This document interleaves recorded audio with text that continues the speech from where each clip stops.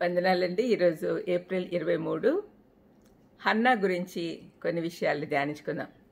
మొదటి సమూయేలు 1:2. అతనికి అంటే ఎల్కానాకు 2 భార్యలుండ్రి. వీరిలో ఒక దాని పేరు హన్నా, రెండవ దాని పేరు పెనిన్నా. పెనిన్నాకు పిల్లలు కలిగిరి గాని హన్నాకు పిల్లలు లేకపోయిరి. షిలోహు మందిరంలో బలిపీఠం ఎదుట ఏడుస్తూ ప్రార్థిస్తున్న ఒక గొడ్రాలిలాగా హన్నా కథ ప్రారంభమైంది. మొదటి సమూయేల్లో 1:11 ఆమె ప్రార్థన యొక్క సారాంశం కనపడుతుంది. ఈ విజ్ఞాపనలో పలు అంశాలు కనపడతాయి.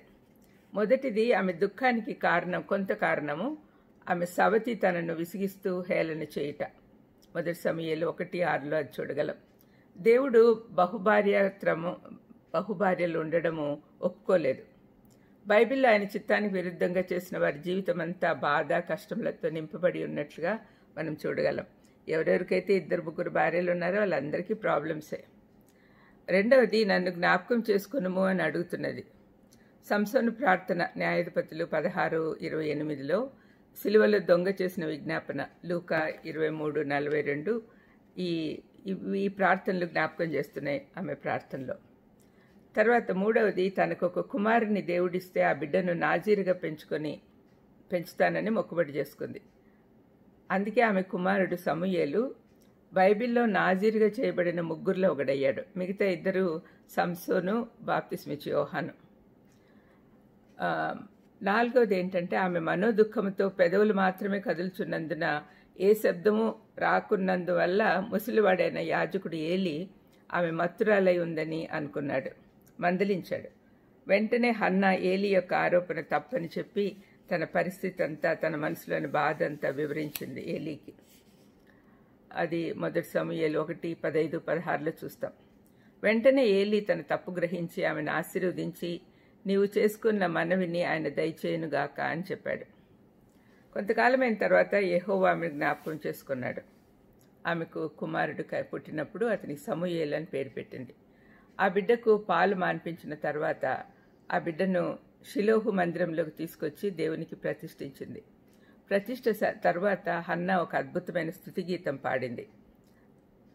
అది స్తుతిపాట తల్లి అయిన మరియా లూకా 1:46-55 వరకు పాడిన పాటను ప్రభావితం చేసింది. ఆ తర్వాత ఏలీ ఆమెను ఆశీర్వదించగా ఆమెకు తర్వాత 3 కుమారులు 2 కుమార్తెలు జన్మించారు. ఆమె పాడిన స్తుతి గీతంలో మొదటి సమూయేలు 2:1-10 వరకు చూడొచ్చు. దేవుని దైవ గుణ లక్షణాలు అనేకం చెప్పింది. దేవుని పవిత్రత, ఆయన అనంత జ్ఞాని అని, సర్వశక్తిమంతుడని, ఆయన కనికరం గలవాడని, నమ్మకత్వం చూపువాడని, న్యాయమూర్తి అని, ఆయనే రాబోయే మెస్సయ్య అని ఈ విధంగా ఆమె పొగిడింది. తనకు తెలియకుండానే మెస్సయ్యను గురించిన ఒక ప్రవచనము పలికింది 2:10. తాను అంటే దేవుడు నియమించిన రాజునకు ఆయన బలమిచ్చును, తాను అభిషేకించిన వానికి అధిక బలం కలుగజేయను అని చెప్పింది. న్యాయాధిపతుల కాలంలో భక్తి లేని వారి నడుమ జీవిస్తూ ఆమెకు దైవజ్ఞానం ఇంతగా ఉంది అంటే కారణము ఆమెకు దేవుని యందు భయభక్తులు చాలా ఎక్కువ. ఆమె పంచకాండాలు బాగా తెలిసిన వ్యక్తి అయి ఉండొచ్చు అని తెలుస్తోంది.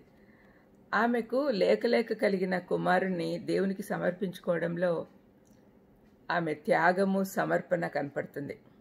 మొక్కుబడి మర్చిపోలేదు. పాలు మాన్పించిన తర్వాత వెంటనే ఆ బిడ్డను షిలోహు మందిరంలోకి విడిచిపెట్టి వస్తున్నప్పుడు ఆమె హృదయంలో కలిగిన అలజడి ఎంత భయంకరంగా ఉంటుందో మనం అర్థం చేసుకోగలం. అంటే మొక్కుబడి చేసినాం కాబట్టి ఇవ్వాలి అనే ఆలోచన ఆమెకు కలిగింది. ప్రార్థన చేసుకుందాం. దయామేడ యేసునైనా హన్నాలాగా ప్రార్థించి సాధించుకునేది మాకు నేర్పించమని వేడుకొంచున్నాం. చుట్టూ పరిస్థితులు ఎంత భయంకరంగా ఉన్నా కూడా మేమైతే మీ యందు భయభక్తులతో ముందుకు సాగేదానికి సహాయం చేయమని యేసుక్రీస్తు నామమున వేడుకొంచున్నాను తండ్రి. ఆమేన్. God bless you.